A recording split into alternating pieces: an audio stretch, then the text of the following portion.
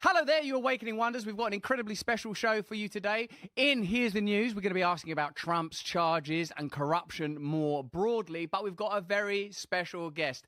Jordan Peterson, the world-renowned clinical psychologist and best-selling author, is here with us today. It's going to be an incredible conversation. I'm going to ask Jordan Peterson about Trump, of course, about the culture wars, about the success of Sound of Freedom. I'm going to talk to him about censorship. Jordan Peterson, thanks for joining us. It's good to see you, Russell. We're in a maelstrom. I see that you have adorned yourself in the accoutrements of the harlequin.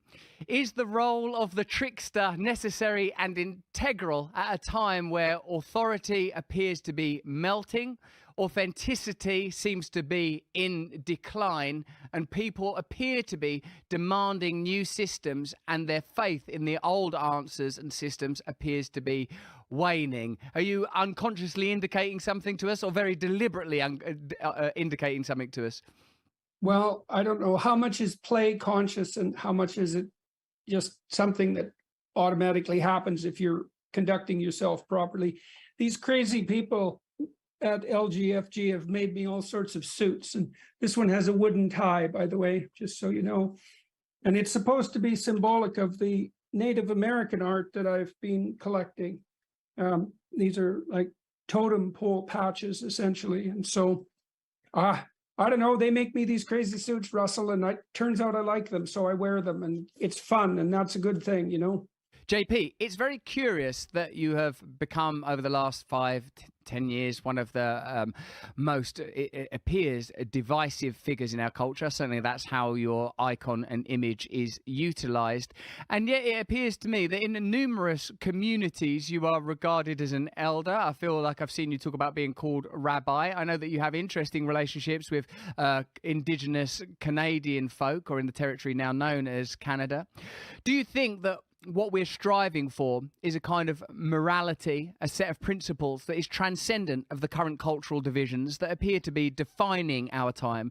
Do we need to find something that akin to universalism to reorganize and reorientate our cultural conversations? Are we in danger of arriving at a time of such enormous fragmentation and divisiveness that it almost makes it impossible to establish systems of governance and consensus even? Well, the alternative to unity is conflict.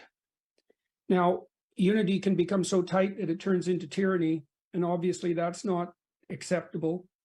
But the problem with the continual emphasis on diversity that we hear is that it isn't accompanied by the obvious fact that if people aren't united by a vision, let's say, which is how you unite people properly, then they're divided. And divided people can't cooperate or compete peacefully, and their interests run afoul of one another. Now, what's happening on the unity front, as far as I can tell, is that there is a clamor for unity, particularly on the side of the people who are fear-mongering with the apocalypse, and they're trying to compel a unity with terror. And to me, that's a hallmark of tyranny. I think tyrants always use fear to compel unity. What you need to do instead is to provide a unifying vision that people can adopt voluntarily. You know, and you said when you posed that question that I'm a divisive figure, but I actually don't think that's true, Russell. Like, I'm a divisive figure online, but it doesn't seem to be the case in the actual world, because all the interactions I have with people in my actual life in public they're uniformly highly positive.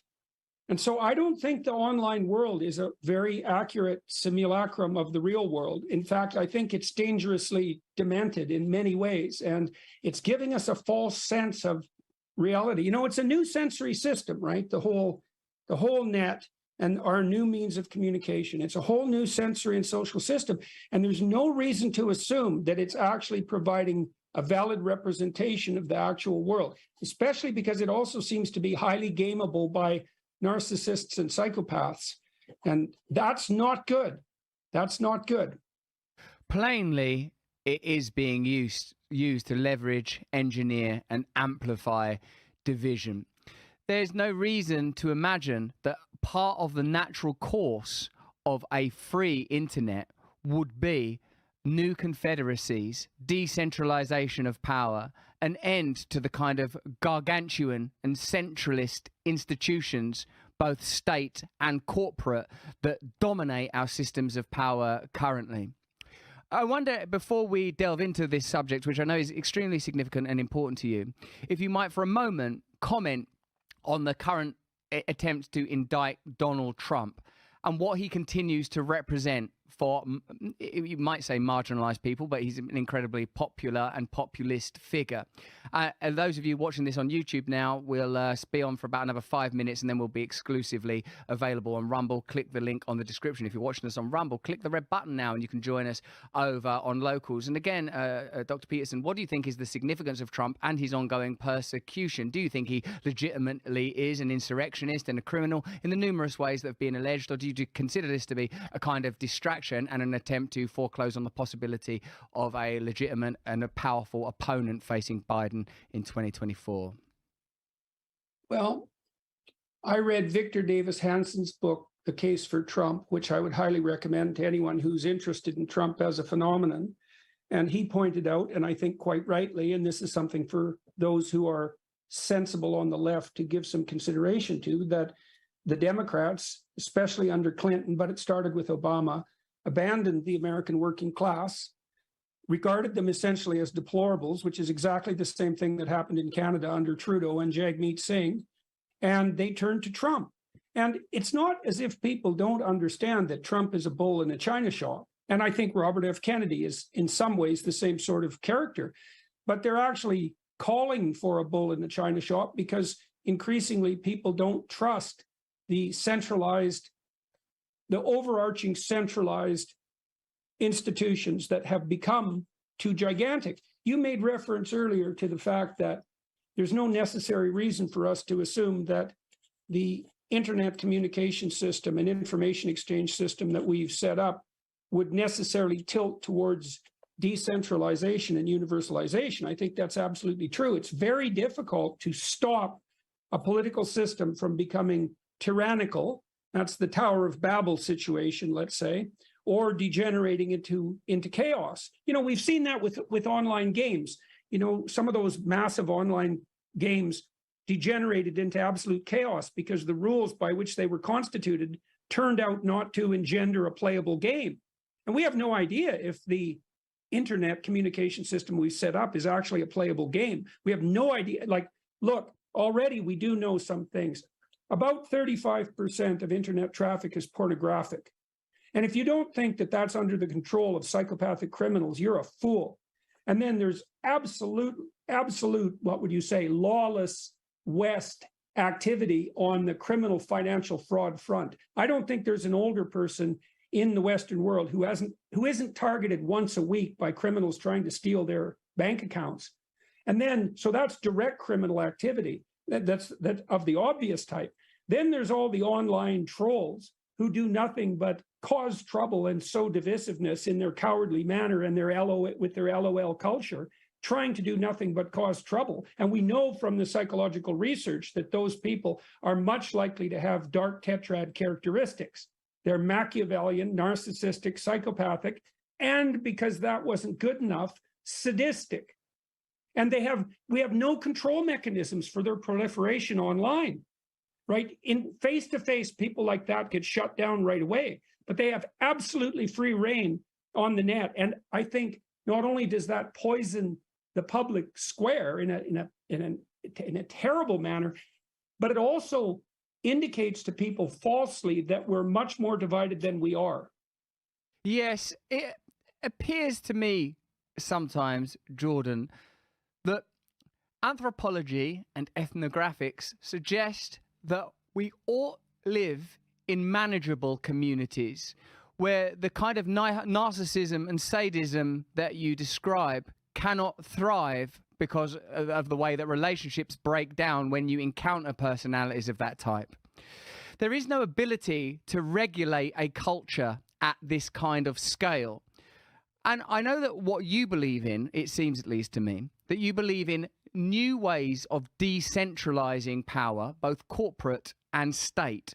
I wonder, are you saying something as significant as the nation project has had its demi-millennia, and that it's time to review even the findings and the treasures of the Westphalian Treaty? Is this a time where we review the way that we organize cultures and society? Because it appears to me that the reason that we have these great gargoyles and demons occupying the public stage, vivid caricatures, a vile, lurid and pornographic language, even outside of the erotic, is precisely because we are living in some outgrowth, in some exaggeration, in some unbearable amplification of the type of systems that we might live by. Industrialization, it seems, ultimately introduced a great deal of tyranny, as well as the miracles it delivered. Agriculture, perhaps the same could be said, but we have no contingency for the problems of scale that have been created by this new type of technology. And it seems to me that unless we introduce real measures, as you say, control mechanisms, that the tyranny now is appearing to be inevitable without significant and organized opposition. Okay, so one of the things you said at the beginning of that was that when you extract relationships out of their local environment, you lose a regulatory function. You lose an implicit regulatory function. So imagine that, you and I have had multiple opportunities to communicate. And one of the things, and we want to sustain that. So one of the things that we do while we're communicating, we might be trying to make our individual points for our own particular purposes. Hopefully, we're trying to do something like investigate the truth, mutually. But in any case, even if our own personal interests did creep into that, if we had any sense, our exchanges would be bounded by the realization that we're going to interact repeatedly for an indefinite amount of time into the future, right? And so that makes us instantly, the dyad that we form, that makes us instantly into an interacting and iterative community.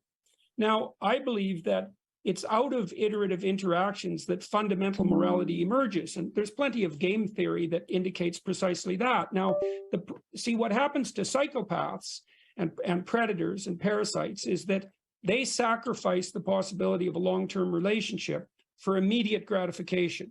And that's not good for them, by the way, because they tend to be very unsuccessful people, and they have to move from victim to victim very rapidly because people cotton on to their games. But they're not bounded by that necessity of responsible, iterated interaction, the same necessity that would govern you if you were in a long-term committed relationship or the relationship that you have with your children. And it's out of that morality springs. Now, if you eradicate that necessity, you disinhibit the psychopaths now, and the predators and the parasites. Now, here's why this is such a major problem, and it might be a deadly problem. So the biological struggle is an arms race between parasites and hosts, and always has been. And it's such a profound race that's why sex evolved.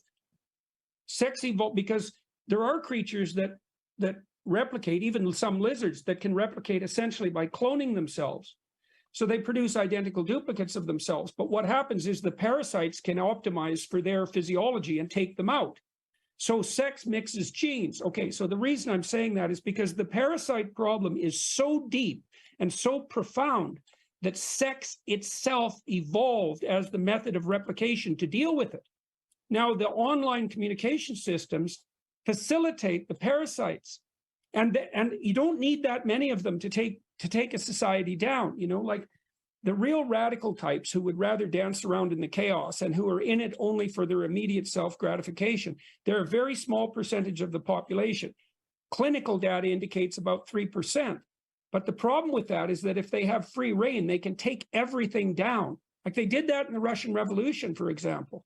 This happens. That is pretty powerful stuff, Jordan Peterson. Sex emerges as a solution to parasitic entities to introduce a new level of complexity that can outrun this parasitic mentality.